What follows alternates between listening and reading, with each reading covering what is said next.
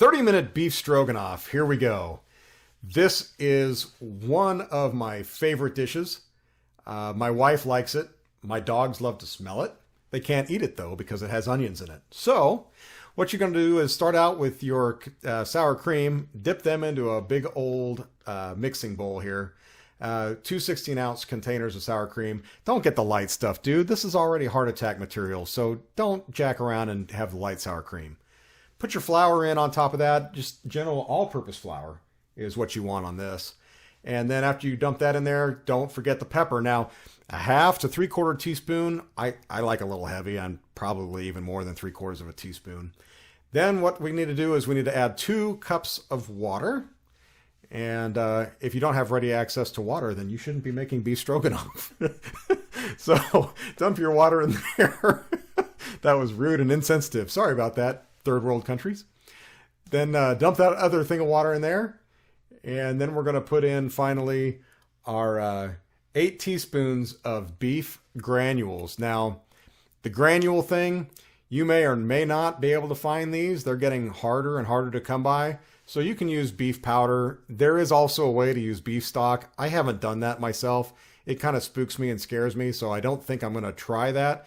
Because I will tell you that for 4 people, if you do this right with filet mignon, you're going to spend about $30 making your dinner tonight. So when you have an opportunity and all that stuff has been poured into the mixing bowl, stir that thing like your life depends on it. Make sure that mixture is really nice. Get a whisk out if you have to. Get all the little nodules to disintegrate and turn into a good slush. Do not let your wife near this. My wife likes to drink this stuff. If she could make it into an ice cream, she would. Then we're going to cut up an onion. Now get a large white one. The yellow ones are too sweet for me, so grab a white one and cut that sucker up. Don't check out this knife. You see the rust on that? Dude, I need some new cutlery because this is just completely baloney. This has got to go.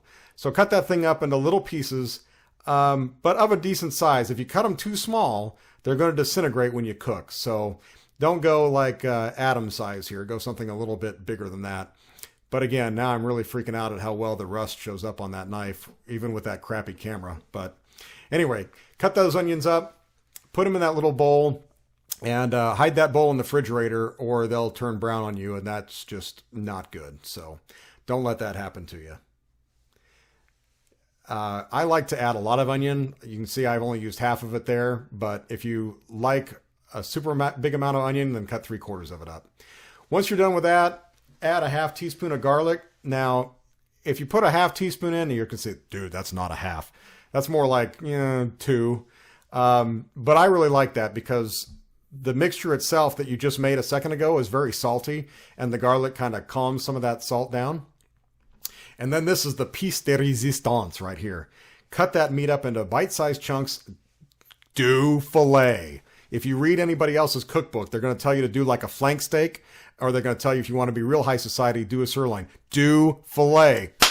Are you hearing me? Go with the filet. It'll make the dinner. Trust me. Now, back to heart clog. You got to grab your butter. You're going to grab 3 tablespoons, not quite half a stick. If you want to go for half a stick, do half a stick. Do real butter. Don't do margarine. That stuff's like made out of oil, like motor oil. It's horrible. So go with the tablespoons of butter. 3 tablespoons real butter. Land O'Lakes is my favorite. Plop that in your meat pot there. Pot.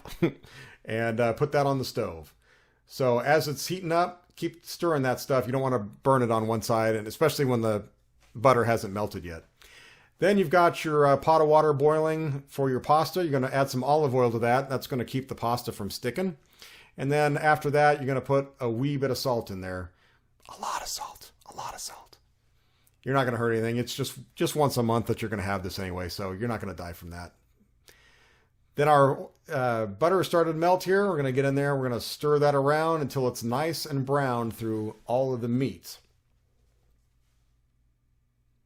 Yeah, looking like that. Now keep going, keep stirring. Stir, stir, stir. Don't walk away from this. It's not time to take a leak. You got to stay on this stuff. Make sure it doesn't get out of hand. And your water should look like this. Looks like one of those oil wheels from the 1960s. But you've put your salt and you've put your olive oil in there, and it looks like that before she starts to boil. Add onions when the meat is about halfway done. So that also, remember, has your garlic in there too. So put that in there, stir that all up. Yummy. We're getting close. We're about halfway through to a wonderful dinner.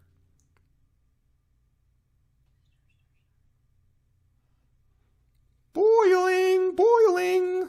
All right, once we're boiling, we're getting close. Now you're going to strain that meat and onion mixture.